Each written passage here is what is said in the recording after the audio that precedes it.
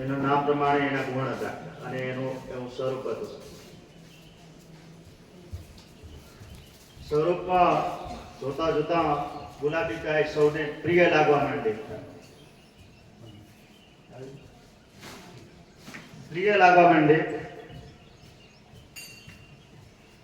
એટલે એક દિવસ ગુલાબી ગાય વનમાં ચરવા ગઈ, એટલે જંગલમાં ચરવા ગઈ. ત્યાં ઘણો બધો વરસાદ હતો અને બે ખિસકોલીના બચ્ચા પાણીમાં તણાતા જોયા.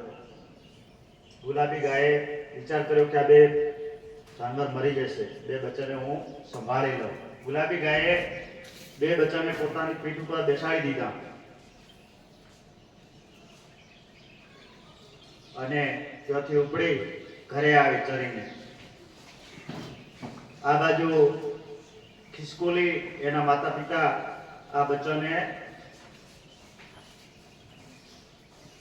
જોયા પણ ક્યાંય મળ્યા નહીં. શોધખોળ કરતા કરતા વાવડ મળ્યા કે આ બચ્ચા ગુલાબી ગાય એના ઘરે લઈ ગઈ છે. અને ખિસકોલી શોધતી એને ગુલાબી ગાયના ઘરે આવે.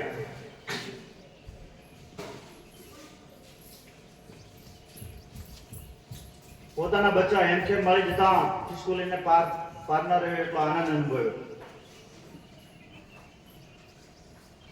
અને ગાયનો ખૂબ આભાર માન્યો. ચમ આભાર માન્યો? સરસ, ખિસકોલીના બચ્ચા સાચવ્યા અને એમને સુરક્ષિત રાખ્યા વરસાદના કારણે, એટલે એને આભાર માન્યો.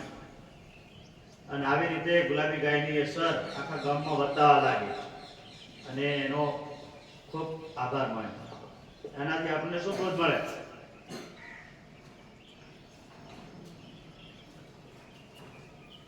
બોલો કનેશ. હા, ગમે તેવી પરિસ્થિતિમાં આપણે લોકોની મદદ કરવી જોઈએ. સરસ, થેન્ક યુ.